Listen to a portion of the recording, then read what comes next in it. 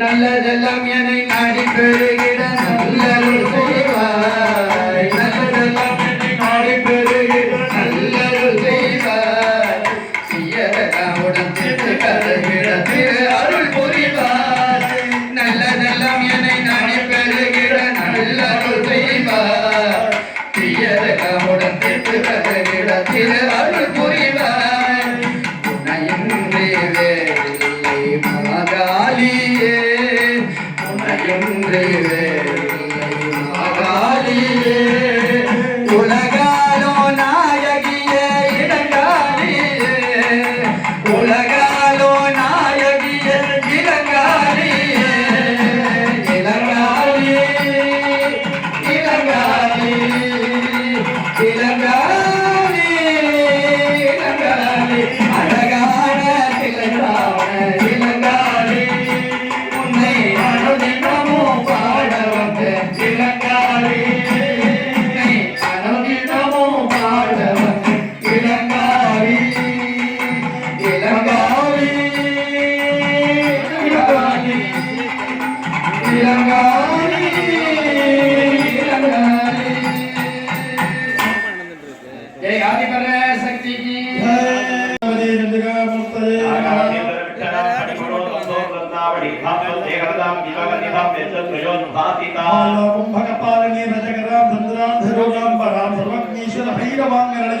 पद्मावतीं चिंतये போயிட்டு வரப்ப இறக்கி விட்டு 5 அத்தியாயங்கள் நிறைவுற்று 6வது அத்தியாயம். இந்த அத்தியாயத்தினுடைய தலைவியாக விளங்கக்கூடிய அம்பிகை பத்மாவதி சண்டிகை என்று சொல்லக்கூடிய அம்பிகை. தாமரை மலரின் மேல் வீற்றிருக்கக்கூடிய அம்பிகைக்கு பத்மாவதி என்று பொருள். சைவ பதமாக திருவாரூரிலே இருக்கக்கூடிய கமலாம்பிகையும், வைஷ்ணவ பதமாக திருச்சானூர் திவ்யஸ்தலத்தில் இருக்கக்கூடிய பத்மாவதி தாயாரையும் குறிக்கக்கூடிய ஒரு அம்பிகை இந்த பத்மாவதி சண்டிகை என்று சொல்லக்கூடியவள். இந்த அத்தியாயத்திலே அம்பிகையானவள் பைரவரை வாகனமாக கொண்டு வீற்றிருக்கக்கூடிய ஒரு உருவமானது இந்த அம்பிகையினுடைய தியான ஸ்லோகங்கள் நமக்கு சொல்லப்படுகிறது. பைரவாங்க நிலையே என்று சொல்வார்கள். இந்த பைரவர் எந்தெந்த இடத்திலே சம்பந்தம் படுகிறார்களோ அந்த இடத்திலெல்லாம் அனைத்து விதமான சத்ரு உபாதைகள், திருஷ்டி தோஷங்கள், தொழில் வியாபாரத்திலே இருக்கக்கூடிய சத்ரு திருஷ்டி தோஷங்களை எல்லாம் சம்ஹரித்து மேன்மையை தரக்கூடிய ஒரு அம்பிகை இந்த பத்மாவதி சண்டிகை. இந்த அத்தியாயத்திலே பேசக்கூடிய கதை தூம்ரலோச்சனன் என்று சொல்லக்கூடிய ஒரு அசுரனை அம்பிகை வதம் செய்கிறார். தூம்ரம் என்றால் புகை என்று அர்த்தம், லோச்சனம் என்றால் கண். இந்த அசுரனுடைய கண் புகை மண்டலமாக புகையை ஒத்த ஒரு கண்ணை உடைய அசுரன். இந்த அசுரனை எந்த ஒரு ஆயுதத்தை கொண்டும் அம்பாள் சம்ஹாரம் செய்யவில்லை. அதிகாரம் படைத்தவர்களுடைய ஒரு சொல் எப்படி ஒரு செயலா மாறுதோ அதுபோல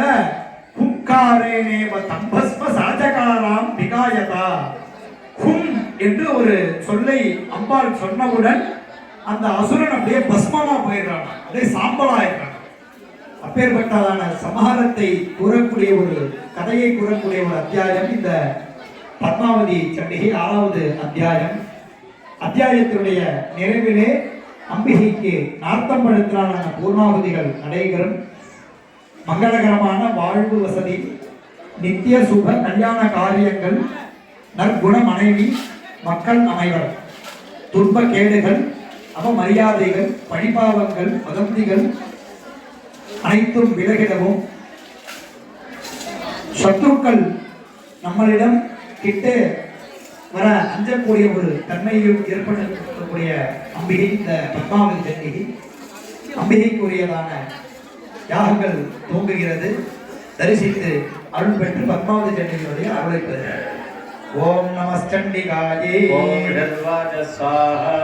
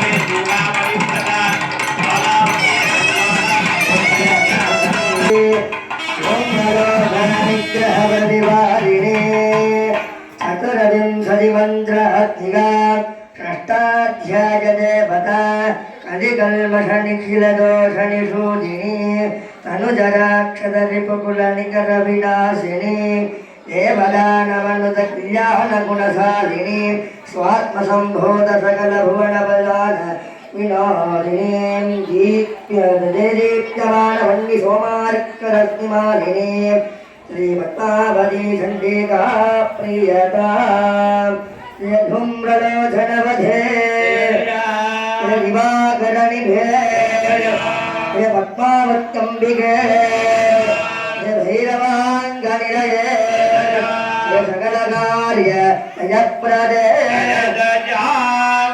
मन्त्रिणे दण्डिने मुखे योगिने गणसेविते गण्डदैत्य हरे तुभ्यं अष्टादशमहासिद्ध निवासात्मविलासिने अपार महिमे तुभ्यं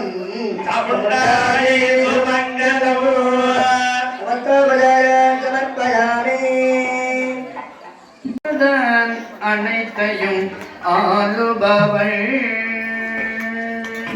அருளால் இருளினை ஓட்டுபவள் அவள்தான் அனைத்தையும் ஆளுபவள் அருளால் இருளினை ஓட்டுபவள்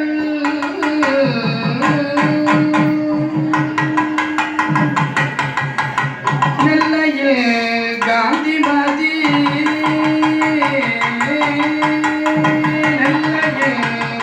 காந்திமதி அன்னையவள் நீல கடலோரம் கண்ணியவள் நெல்லையில் காந்திமதி அன்னையவள் நீல கடலோரம் கண்ணியவள்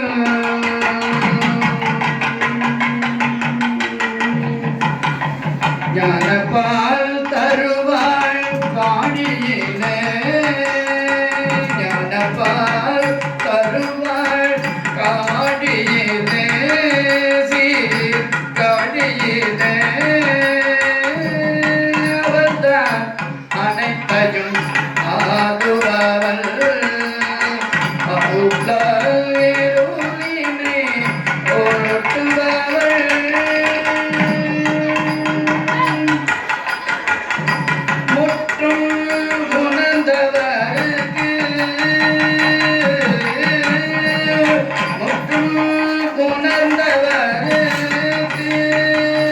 மயிலவளே ஆடும் மயிலவளே மோகன பழம் தருவாய் கையிலே திரு கையிலே அவள்தான் அனைத்தையும் ஆளுபவள்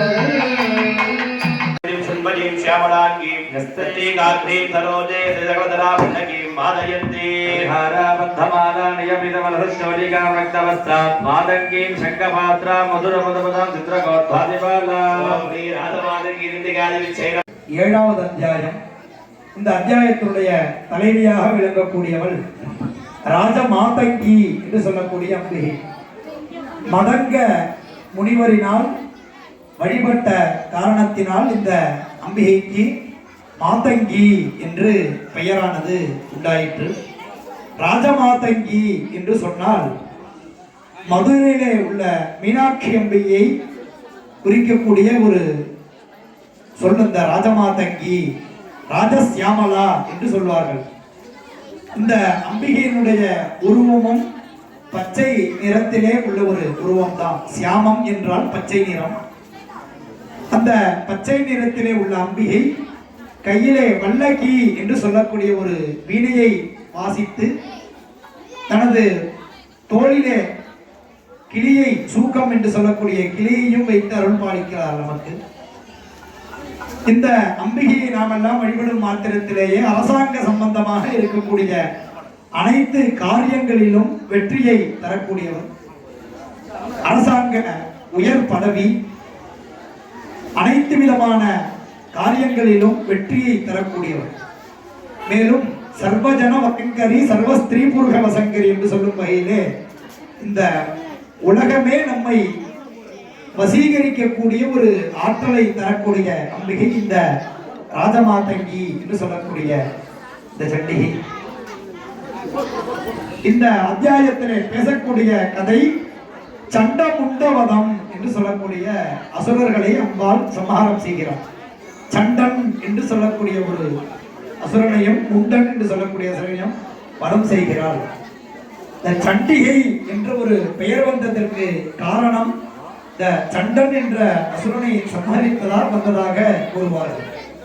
அப்பேற்பட்டதான இந்த அத்தியாயத்தினுடைய நிறைவிலே அம்பிகைக்கு உரியதான பூசணி துண்டிலான பூர்ணாகுதிகளானது சேவிக்கப்படும். பக்தர்கள் அனைத்து விதமான அரசாங்க சம்பந்த காரியங்களிலே வெற்றி மற்றும் வசீகரணத்தை தரக்கூடிய அம்பிகை ராஜமாதங்கி சண்டிகையை துதித்து அருள் பெறுமாறு பிரார்த்தித்து இப்பொழுது அத்தியாய யாகங்களை துவங்குகிறேன். ஓம் நமஸ்சண்டிகாயி यत्तान्ते ततोदैत्या दण्डमण्डपुरोगमाः जगमलोपेदा जजुतण्डुतदाजुदा स्वाहा देवी विहत्तावस्थिता सिंहस्योपरि शैलेन्द्र सिंहे महदिकाञ्चने स्वाहा चक्रवन्यकाः आकृष्टया पासदारुदानेन समीपका स्वाहा मोक्षकारोचेन दिगाधारे मुनि कोपेन दास्यावधनं वशीवं भूत्वा स्वाहा विलादस्य दानवलगाददौ कालीकरालवदना विष्टादासिवासिनी स्वाहा वदना निपालनवेणना निमकारणेन नादा भोरिजिन्मुखा स्वाहा घातजन्ति महासुराणि सैनी तत्र सुरादीनां भक्षेत्पदं स्वाहा आग्रहान् काले योगनिष्ठा समन्विताने समासायिक हितैकमयं क्षेवानां स्वाहा नमोतं जगे संसारजातः निक्षिप्यवत्रे चले चैतन्यं स्वाहा निग्रहेषु गिमाय मदजावना आवेनाग्रे देवान्या उदाहरणा बोधयत् स्वाहा सुदारित्राणि महात्राणि छापरैः केलग्रहारुणास्ते विदान्यवे स्वाहा सर्वोपदानन्दनामस्तवटे क्षाण्यां सा ताडयन्तदा स्वाहा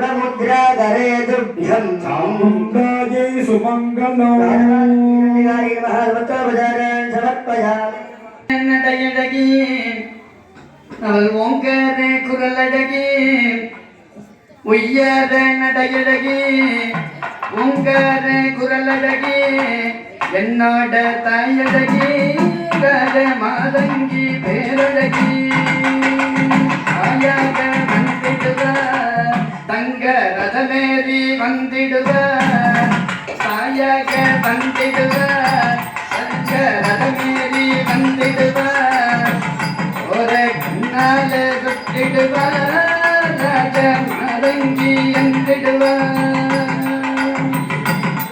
பொய்யாத நடையழகி அவள் ஓங்கார குரலழகி என்னோட தாயழகி ராஜ மாதங்கி பேரழகி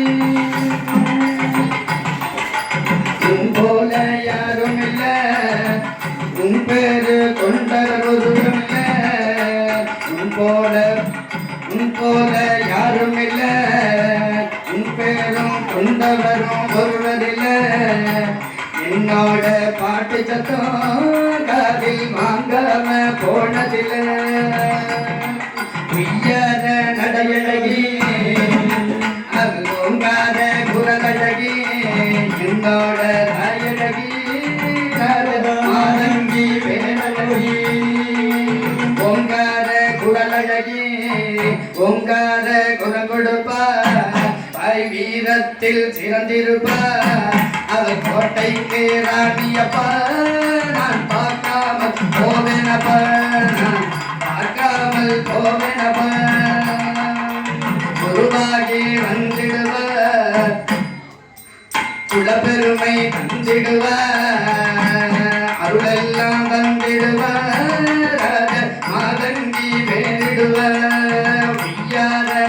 அழகி ஓங்கார குரலழகி என்னோட தாயழகி ராஜ மாதங்கி பேரழகி ஊர்பந்தல் கேட்டிடுவார் புதுப்பெண் போல் வந்திடுவார் உங்கரகம் எடுத்திடுவார் தாயாட்டத்தை போட்டிடுவார் பட்டாட உடுத்திக்கிட்டு என் பூஜைக்கு வந்து நின்ற என் சொல்லுக்கு நின்றுடுவார் ராஜ மாதங்கி என்றிடுவார் உய்யார நடையழகி ஓங்கார குரலழகி என்னோட தாயழகி ராஜ மாதங்கி வேலழகி காணாத காட்சியடி ராஜ மாதங்கி வந்தலடி நகலே நீதனடி ராஜ ராஜ மாதங்கி சொன்னலடி பாராத நாளில்லடி நான் பாடாத நாளில்லடி தாயில்லாத இடமில்லடி ராஜ மாதங்கி என்றலடி உய்யார நடையழகி ஓங்கார குரலழகி என்னோட அழகி ராஜ மாதங்கி பேரழகி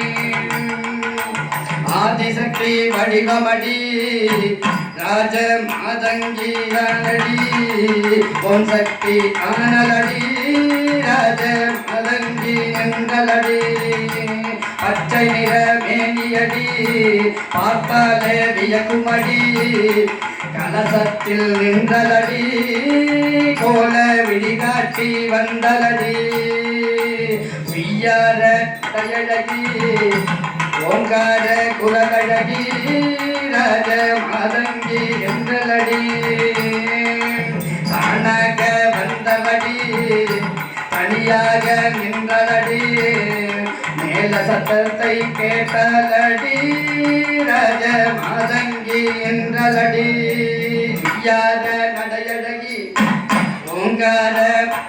ஓங்கார குரலழகி என்னோட தாயழகி ராஜ மாதங்கி பேரழகி உய்யார நடையழகி அவள் ஓங்கார குரலழகி என்னோட தாயழகி ராஜ மாதங்கி பேரழகி உய்யார நடையழகி அவள் ஓங்கார குரலழகி என்னோட தாயழகி ராஜ மாதங்கி பேரழகி ராஜ மாதங்கி பேரழகி महावाक्य सर्वोपचारे ही संभोज्य अर्घ्यं दत्त्वा आहुतिं भुनेते ओम ह्रीं भवानी चण्डिका देवी स्वाहा तेनैव जुहुजात् நிறைவுற்று 8வது அத்தியாயம்.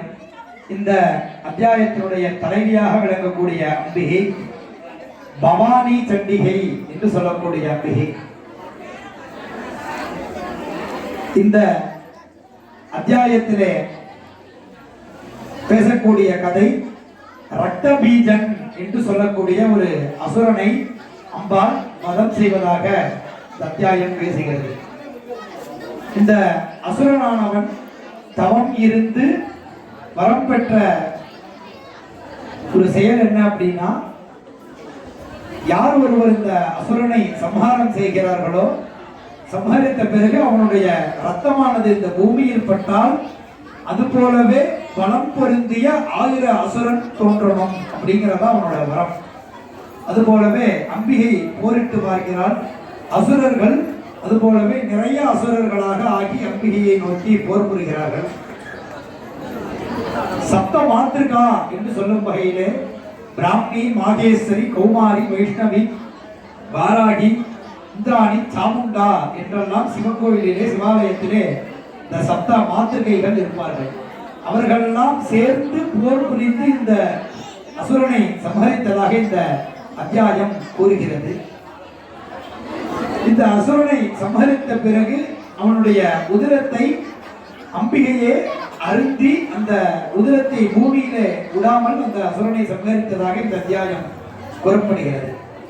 அப்ப இந்த அசுரன் எப்படி ஒருவன் பலவாறாக ஆகின்றானோ அது போலவே நம்மளுடைய கடந்து போன வியாதியும் அதே மாதிரிதான். ஒருத்தருக்கு ஒரு வியாதி வந்தது, அது ஆனா கண்ணுக்கு தெரியாது, பல மாதிரி உலகத்தையே ஆட்டி வச்சிருக்கு. அப்ப கண்ணுக்கு தெரியாத ஒரு அசுரன் ஒருவரிடமிருந்து 100ஆக 1000ஆக லட்சமாக கோடியாக பெருகக்கூடிய அந்த வியாதியெல்லாம் போக்கக்கூடிய அழிக்கக்கூடிய வல்லமை பொருந்தியவள் இந்த பவானி சண்டிகை என்று சொல்லக்கூடிய அம்பிகை. இதே பரமேஸ்வரி தான் திருவீச்சூரிலே லலிதா பரமேஸ்வரியாக வீட்டிலிருந்து நமக்கு கருணையாக அருள் பாலிக்கிறார். அந்த அம்பிகைக்கு உரியதான யாகங்கள் நிகழ்த்தப்பட்டு நிறைவிலே கரும்பும் மங்கை சேர்த்தாலை என்ற வாக்கிற்கு இணங்க கருப்பு துண்டிலான பூர்ணாபதிகளோடு கூட அம்பிகையை வழிபட இருக்கிறோம். பக்தர்கள் தரிசித்து வியாதிகள் நீங்க பவானி சண்டிகையை குறித்து அருள் பெறுக. ஓம் நமஸ்சண்டிகாயே.